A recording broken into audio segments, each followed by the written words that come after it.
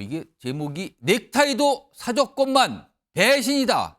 이거 누구한테 이런 얘기를 한 거죠? 넥타이 사줬는데 지금 배신자. 약간 이런 말을 꺼내놨습니다. 자, 오늘 한동훈 비대위원장 여러 가지 일정도 있었고요. 그리고 최근에 본인의 어떤 강한 소신을 다시 한번 내비치겠는데 그 영상 두 가지가 좀 묶여 있습니다. 확인해 보시죠.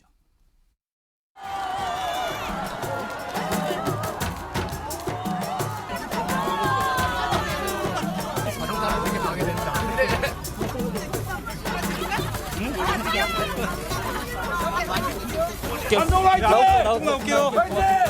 앞에 좀 나올게요.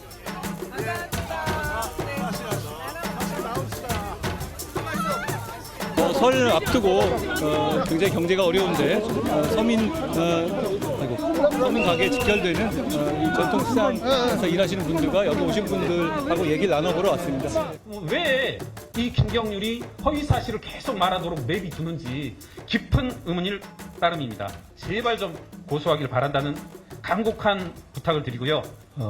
저분이 저런 거 하라고 제가 모신 거라는 말씀드립니다.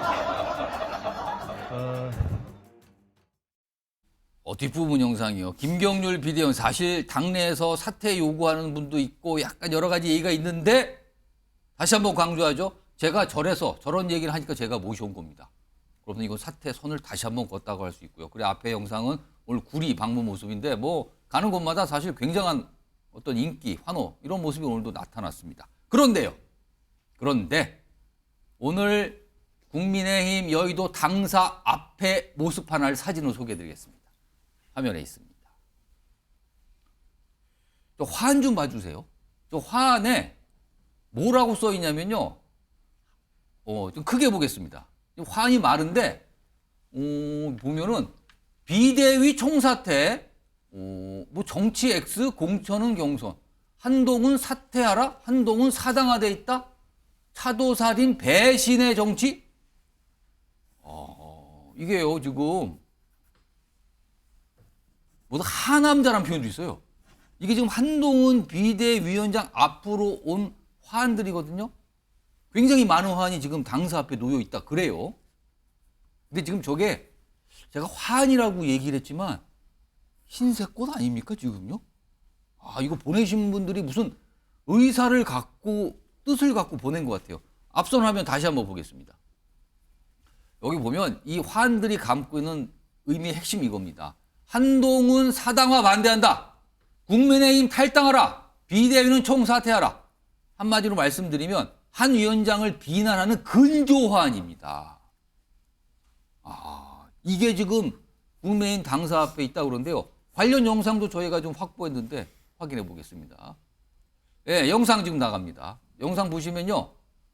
이런 모습입니다. 오늘 지금 당사 앞이거든요. 저희가 시청자로부터 한 분이 이제 제공을 해준 영상인데 이렇게 화환이 와 있습니다. 총사퇴하라. 무슨 도토리요? 이거 근조화환인데 저렇게 비판하는 문구를 쓴 꽃들이 저렇게 한동훈 개밥의 도토리라는 표현도까지 있습니다. 자, 이거요. 김유영 국민의힘 부대변인 나와 계신데요. 네. 이게 당원 이게 뭐라고 이걸 봐야 되는 겁니까? 지금 상황이 뭡니까? 이게 도대체 그러면. 저는 일단 저기서 사당화라는 표현은 적절하지 않은 게 사당화가 되었다면 저런 말도 할 수가 없을 겁니다. 그리고 당원들의 숫자가 저희 당이 이제 전국 정당으로서 다양한 연령과 다양한 지역에 많이 있습니다. 그렇다 보니 한 목소리가 나올 수 없고 여러 목소리가 나올 수 있습니다. 한 목소리가 나오는 것 자체가 문제가 될 수 있고요. 저런 목소리가 나오는 것은 아무래도 최근에 오해로 인해서 발생한 갈등으로 인해서 거기에 대한 당원들의 엄중한 질책이라고 생각합니다. 오해로 인한 갈등이라고 보시는 겁니까? 네, 그렇습니다. 그래서 저런 질책을 저희가 겸허히 받아들이고 저런 당원들의 저런 질책을 겸허히 받아들이는 모습을 보이는 것은 결국 총선 승리밖에 없다고 생각해서 앞으로 더 나은 모습과 총선 승리를 위해서 더 나아가는 모습을 보여드리도록 노력하겠습니다. 일단 정확하지는 않는데 저 근조 뭐랄까 조화라고 할까 이거죠. 저 꽃을 보내신 분들이요. 단순히 그냥 여당의 어떤 강력한 지지자로 보입니까? 아니면 당원들의 일부가 저를 보냈다고 봐야 되는 겁니까? 어떻게 이해되는 겁니까? 저희 당원들 중에서는 생각보다 스펙트럼이 되게 넓습니다. 예. 어떻게든 아무래도 저희 정당에 있어서 보수 쪽에서 조금 더 경도돼 있는 분도 계시고요.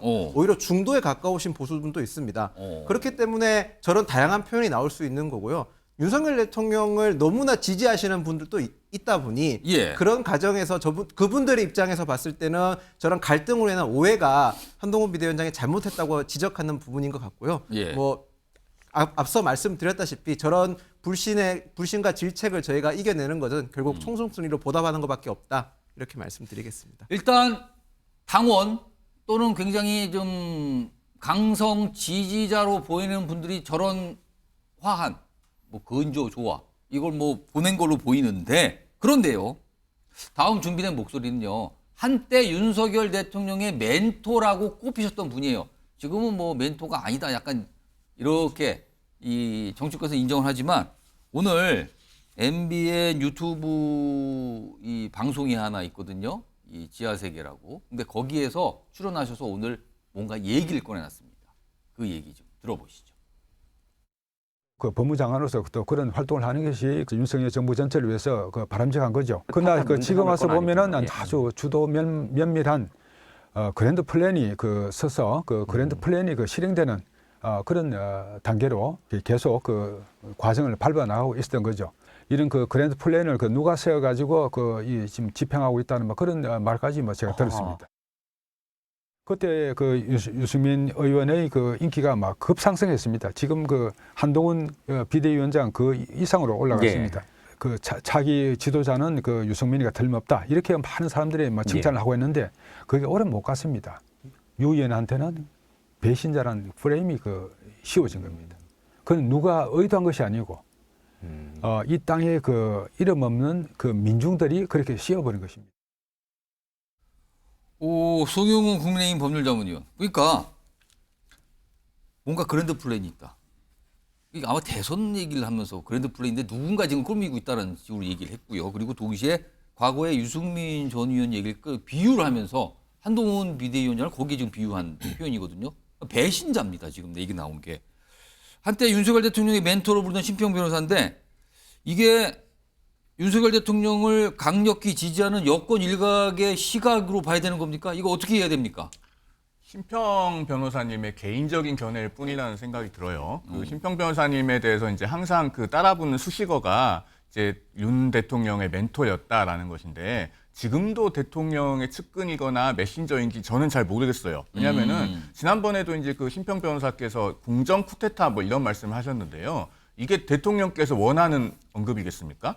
그러면은요, 이 궁정 쿠데타 어쩌고 하면은 대통령께서 무슨 그런 궁정 쿠데타를 당하신 거예요? 이게 대통령이 그런 언급을 원하겠습니까? 개인의 그냥 생각일 뿐인 거예요. 이걸 자꾸 무슨 대통령의 멘토 어쩌고 해서 확대 해석하는 자체가 저는 좀 문제가 있다고 보고요. 예. 아까 뭐 그랜드 플랜 말씀하셨는데 그 예. 그랜드 플랜이 한동훈 장관 쪽에서 가지고 있는 어떤 그랜드 플랜이라고 한다면 이게 말이 안 되는 게 그러면은 김기현 대표를 한동훈 장관이 몰아냈습니까? 비대위원장 자기가 시켜달라고 해가지고 지금 뭐 비대위원장으로 왔나요? 아니거든요. 그래서 이거 도대체가 논리적 전제가 성립하지가 않아요. 그래서 대통령이나 대통령실의 입장은 이도훈 홍보수석이나 김수경 대변인에게 물어야지 예. 자꾸 저는 개인의 지위에 있는 분이 말씀하시는 걸 가지고 예. 확대 해석해서 뭐 대통령의 생각이거나 대통령실의 의중일 것이다 이렇게 추측하는 것 자체가 저는 좀 문제가 있다고 보고 심평 변호사님도 윤 대통령을 정말 사랑하시면 예. 이런 언급은 좀 자제해 주십사 하는 말씀을 저는 드립니다. 그럼 심평 변호사가 사실은 언론에서 기회가 될 때마다 저런 취지 얘기를 계속하고 있거든요. 왜 그런다고 보세요? 그러니까 그분이 가지고 있는 어떤 실제 비중이나 역할에 비해서 사실은 언론에서 너무 확대돼서 비춰지는 측면이 저는 있다고 생각합니다.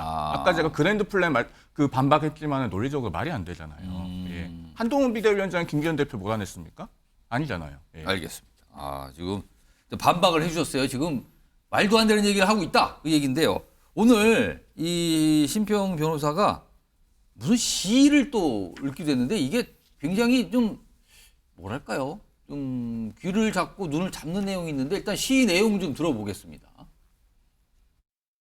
남편 넥타이 하나 사면 그 사람 것 하나 더 사고 지성으로 보살폈는데 그렇게 20년 쌓인 끈끈한 정 한 칼에 끊어버릴 줄 어찌 짐작조차 했으리. 모를 내라 모를 내라. 열 길 물속은 알아도 한 길 사람 마음속은 모르지. 신의를 저버리면 하늘 아래 바로 설 수 없거늘. 아 모를 내라 모를 내라. 그러니까 지금 심평 변호사의 자작시를 본인이 오늘 들고 나와서 읽었어요. 지금 화면 좀 잠깐 보겠습니다. 이게 굉장히 긴데 그중에 이런 대목이 있어요. 제목이 모를 내라 모를 내라예요. 남편 넥타이 하나 사면 그 사람 걸 하나 더 사고, 그렇게 20년 쌓인 끈끈한 정 한 칼에 끊어버릴 줄 어찌 짐작조차 했으리. 시청자 여러분 혹시 느껴지시나? 이게 누가 누구한테 얘기하는 건지? 다음 하나 더 보겠습니다.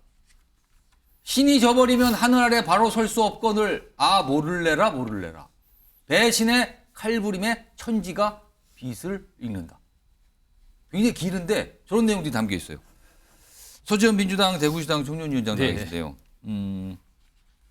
이게 가만히 듣고 보면 한동훈 위원장을 향한 윤 대통령 또는 김건희 여사의 서운함을 시로 만든 걸까? 이거 어떻게 보세요, 이거? 네, 시로 만든 것보다는 직설적 표현인 것 같습니다. 그냥 넥타이 하나 사면이 아니고 그 앞에 남편이잖아요, 남편. 그 주체는 이제 뭐 김건희 여사를 지칭하는 것 같고요.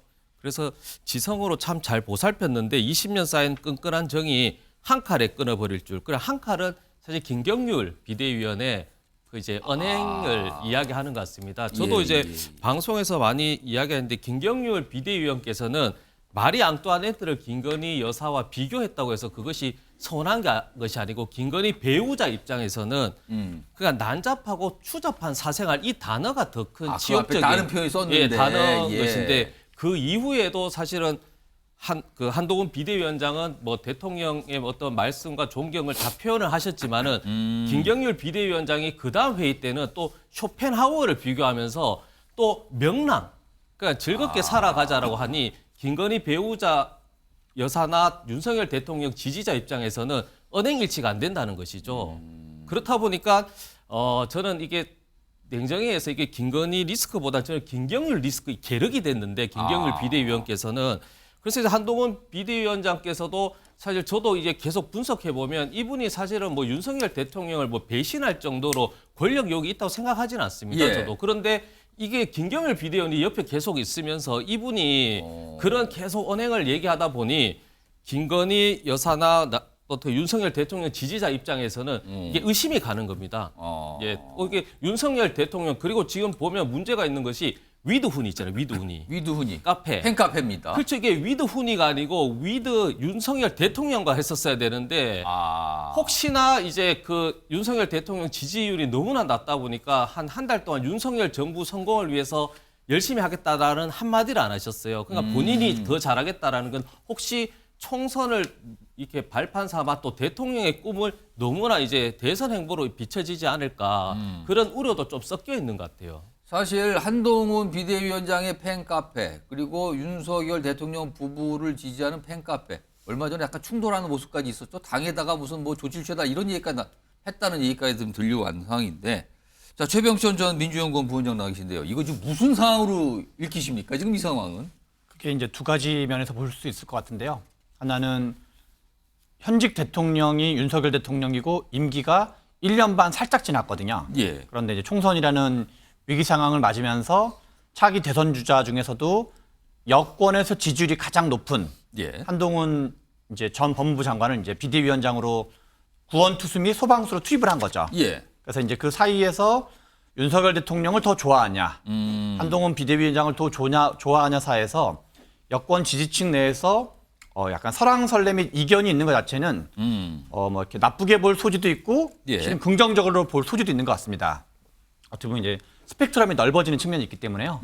그리고 또 다른 측면은 우리 이제 앞에서 송영훈 위원님께서 잘 말씀해 주셨는데 저는 이제 우리 여기서 보면서 그 배신의 칼바람, 뭐 그랜드 플랜 이런 등등이 저는 심평 변호사님의 외로움을 표현한 게 아닌가. 개인적인 어떤 그래서 감정입니까? 그러면 본인이 윤석열 대통령한테 좀 이제 인정도 받고 싶고 세상으로부터 좀 인정도 받고 싶은데 우리 왜 흔히 이제 인정 욕구라 그러죠. 그래서 좀 흔히 말하면 약간 좀 튀어보고 싶은 것도 있고 그래서 이 어떤 뭐랄까 이렇게 여전히 뭐 가장 그 중요한 권력이 이제 여전히 윤석열 대통령이고 예. 새로 떠오르는 이제 여권에 떠오르는 권력이 한동훈 이제 비대위원장인데 요 사이의 관계를 뭔가 언급하면서 예. 저는 본인의 외로움을 좀 표현하고 예. 본인의 그랜드 플랜 아니냐 역사적으로 그래서 뭔가 이렇게 세상으로부터 주목받고 싶은 그래서 이런 거를 좀 이렇게 너무 이렇게 크게 보기보다는 저는 이제 상대적으로 이제 민주당 쪽에 있는 사람이지만 예. 제가 보기에는 이게 뭐 이제 큰 의미를 갖기는 좀 어려운 거 아닌가 그런 생각이 좀 듭니다. 자, 일단 국민의힘 여의도 당사 앞에 있는 근조 화환 거기에는 한동훈 비대위원장을 향한 비판, 사퇴하라, 사당화다 이런 게 있었고요. 그리고 심평 변호사가 오늘 또 MBN의 유튜브 채널에 나와서 뭔가 얘기를 합니다. 이 유튜브 채널에 이 전체 인터뷰 내용은요, 내일 오전에 공개될 예정입니다. MBN 뉴스 유튜브 채널을 통해서 공개됩니다. 한번 챙겨보시면 전체 내용을 좀 볼 수 있을 거고요. 자, 이런 상황에서 오늘 윤석열 대통령과 한동훈 비대위원장이 공통적으로 어떤 분에게 축하를 했어요. 그래서 화면 좀 먼저 하나 보겠습니다. 오늘 박근혜 전 대통령 생일인데 윤석열 대통령과 박근혜 전 대통령이 전화통화를 했다 그러죠. 그래서 이런 얘기가 오갔다 그럽니다. 생신 축하드린다. 회고록 북 콘서트 통해 대통령님 진심 읽고 업적들을 기억했으면 그러면서 막 업적 얘기 이런 걸 꺼내놨어요. 그러자 박근혜 전 대통령의 반응은 전화까지 해주셔서 감사하다. 이런 대화가 오갔다고 소개됐어요. 그리고 한동훈 비대위원장도 사람을 보내서 축하 꽃을 전달했다. 그래요. 오늘 이거에 대한 설명이 좀 있었습니다. 들어보시죠. 비서실장께서 나를 두고 대구로 가고 계시는 거예요? 우리 집에? 아니면 혹시 이제 박근혜 대통령 이미 이 생신 선물로 저희가 제 뜻을 드디어 전달했고 덕담 듣고 왔다고 제가 보고받았습니다. 저는 박 전 대통령 포함해서 우리 사회의 원로들로부터 많은 가르침을 받고 싶은 생각이 늘 있습니다.